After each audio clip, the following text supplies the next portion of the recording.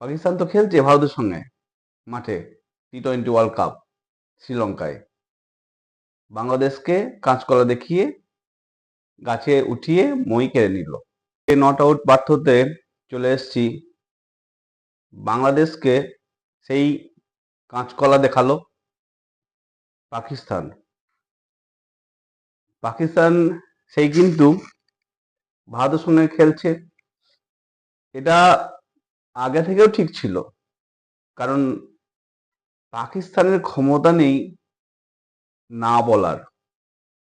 অতএব ভালোভাবেই জানে যদি না খেলে তাহলে ওরা জানে ভালোভাবেই যে আমাদেরকে কত টাকা দিতে হবে তার বদলে।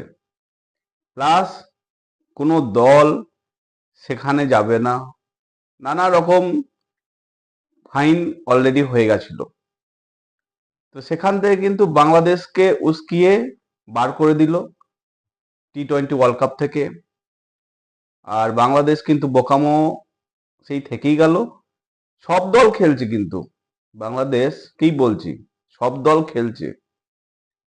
এটা আপনারাও দেখছেন ভালোভাবে, যদি আমার ভিডিওগুলো দেখেন দেখবেন আমি সেইভাবেই বলি, ক্রিকেট অনুযায়ী, কোনো পলিটিক্স হিসাবে আমি যাই না। তো বাংলাদেশ ছাড়া সব দলই খেলছে, একমাত্র বাংলাদেশ নাই। পাকিস্তান বলেছিল কি বাংলাদেশ যদি না খেলে আমরাও খেলবো না। পাকিস্তান যদি না খেলতো তাহলে বেনিফিট কি পেত? বেনিফিট 2 পয়েন্ট কিন্তু চলে যেত। এখানে যে কোয়ার্টার ফাইনালে ওঠার সেই সুযোগ কিন্তু হারাতো যদি বাই চান্স অন্য দলের সঙ্গে যদি না যেতে পাকিস্তান, তাহলে কিন্তু ভারত তো এমনি 2 পয়েন্ট পেয়ে আছে, প্লাস আরো 4 পয়েন্ট পেয়ে আছে, মানে 6 পয়েন্ট হয়ে যেত, এমনি কোয়ার্টার ফাইনাল চলে যেত ভারত। তাহলে সেই জায়গাটা হারাতো। এমনিতেই বললাম যে পাকিস্তান যা দুরবস্থা, তাতে ক্রিকেট খেলার যে টাকা আইসিসি দেয় সেটা সম্ভবত ওখান থেকে মাইনাস হয়ে যেত পাকিস্তানের। সবকিছু ভাবনা চিন্তা করে ওরা ভালোভাবে জানে যে বাংলাদেশকে একমাত্র কি রুখে দিলাম। বাংলাদেশ বোকামো করলো কি, ওর হাতে হাত মিলিয়ে না করে দিল একটা, যে কোনো একটা ইস্যু করে। ওরা জাস্ট, আমি আগের ভিডিওগুলো দেখেছি, বলেছি, সেই ভিডিও যদি দেখেন তাহলে দেখবেন, বুঝতে পারবেন। আজ স্কটল্যান্ড কিন্তু ভালো খেলছে, দেখুন স্কটল্যান্ড ভালো জায়গায় ভালো ক্রিকেট খেলছে। ওরা জানতোই না যে আমাকে টি-20 ওয়ার্ল্ড কাপে খেলতে হবে।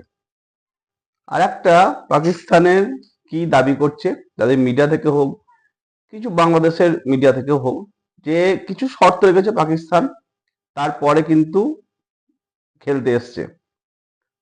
আমার এগুলো শর্তগুলো কিন্তু মাথায় ঢোকেনি, আর এগুলো অযৌক্তিক শর্ত। তারা কি চেয়েছে পাকিস্তান?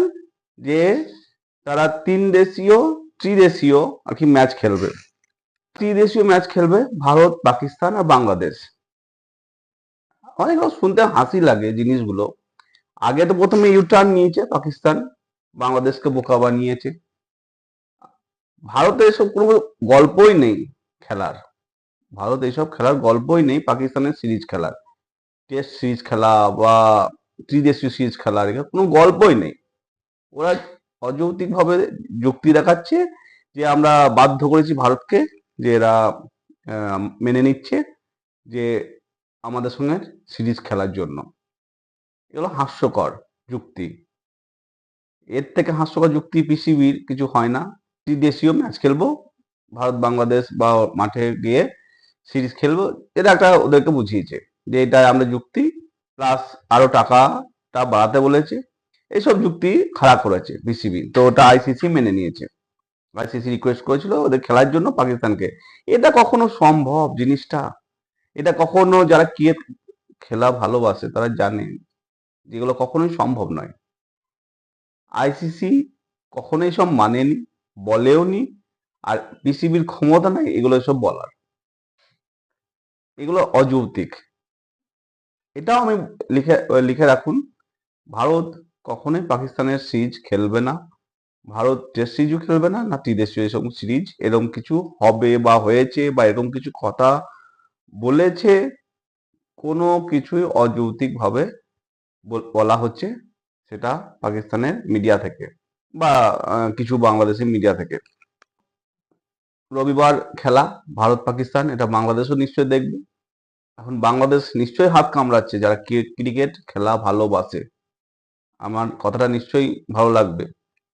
যারা ক্রিকেট ভালোবাসে বাংলাদেশে, যে না, তাদের কাছে গিয়ে হাত মিলিয়ে বাংলাদেশের বরং ক্ষতিই হলো।